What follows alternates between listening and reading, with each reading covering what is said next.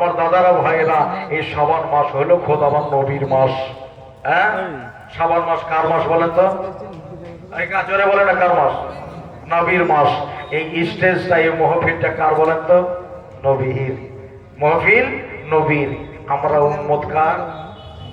নবীর। রাত চলছে, দিন চলছে, এগুলো সব নবীর। কেননা আল্লাহ পাক বলতেছেন, হাবিব শাবান মাসটাকে আপনাকে আমি দিয়ে দিয়েছি। আচ্ছা, এই মোবাইলটা আমার আছে, আমি যদি কাউকে বলি আপনাকে দিয়ে দিলাম, তো মোবাইলটা আপনার হয়ে গেল নাকি? বলছেন 1 বিঘা সম্পত্তি আমার আছে, আপনার নামে যদি আমি লিখে দিই তো আপনার হবে না? আল্লাহ বলতেছেন শাবান মাসটা আমার নবীকে দিয়ে দিয়েছি।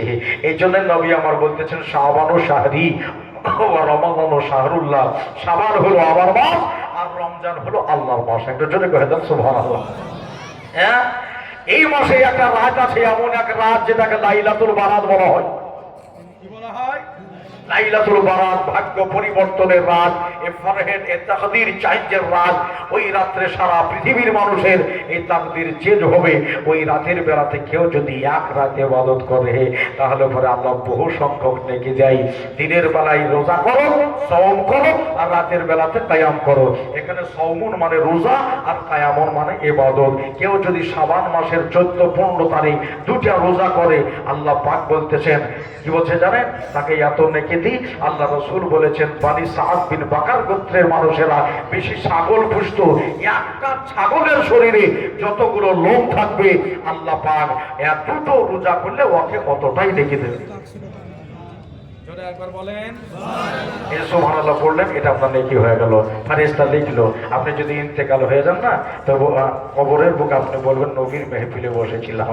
হায় হায় হায় বন্ধুরে আমার দাদারা,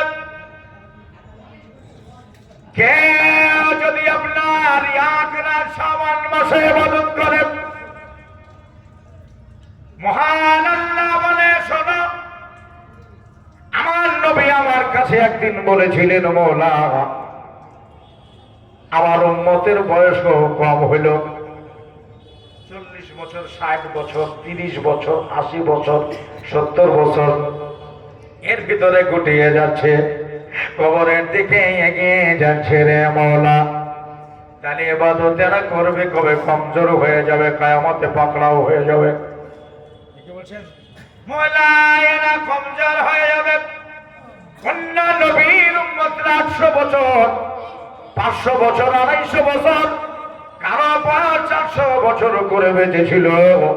শেষ জামানার নবীর উম্মতের অত বয়স নাই। আমার মাক্কি নবী, মাদানী নবী, দয়ার নবী, মায়ার নবী মাত্র 63 বছর পৃথিবীর বুকে গুজারা করে আপনার মক্কাতে শরীফ মাত্র 53 বছর কাটিয়ে, মদিনায় 10টা বছর কাটিয়ে পৃথিবী ছেড়ে চলে গেলেন। আমার দাদারা ভাইরা, আল্লাহ পাকের নবী বলতেছেন, আল্লাহ আমার উম্মত তো কমজোর হয়ে যাবে।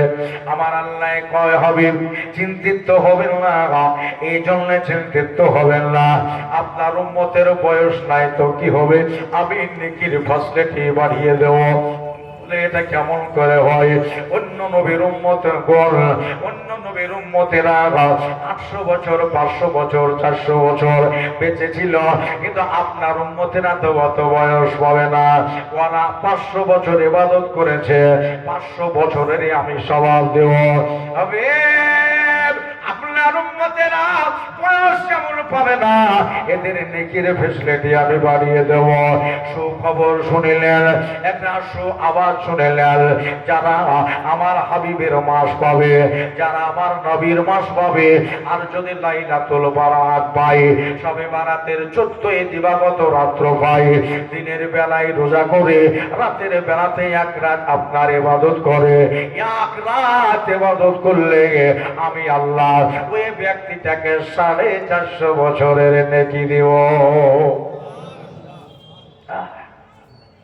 রোজা করলে একটা ছাগল পরিমাণ, মানে যতগুলো লোক নেকি পাবে, এক রাতে ইবাদত করলে আল্লাহ তাকে 450 বছরের নেকি দেবে। নবীর উম্মতেরা এই ফ্যাসিলিটি পায়নি। এবার এই মাস থেকে পেরিয়ে সম্মুখে আসবে রমজান মাস। ওই রমজান মাসে যারা বেজোড় সংখ্য শেষের দিকে রাত্রগুলো পাবে 21, 23, পাই না, 25, 27, 29, যে কোনো একটা রাত 27 তারিখ থেকে বেশি মান্যতা দিয়েছে। আমার ভাইরা, আমার বন্ধুরা, কেউ যদি একটা রাত লাইলাতুল কদরের রাতে ইবাদত করে, আমার আল্লাহ তাআলা বলতেছেন কোরআন শরীফের ভেতরে, এক নয়, দুই নয়, এক রাত লাইলাতুল কদরতে ইবাদত করার জন্য, একটা রাত লাইলাতুল কদরকে পরিপূর্ণভাবে ইবাদত করার জন্য আমি আল্লাহ তাআলা তাকে 1000 মাসের নেকি দেব। আমার ভাইরা, আমার দাদারা, তাহলে নবী পাক সাল্লাল্লাহু আলাইহি ওয়াসাল্লামের উম্মতকে এই ফ্যাসিলিটি দিয়েছে।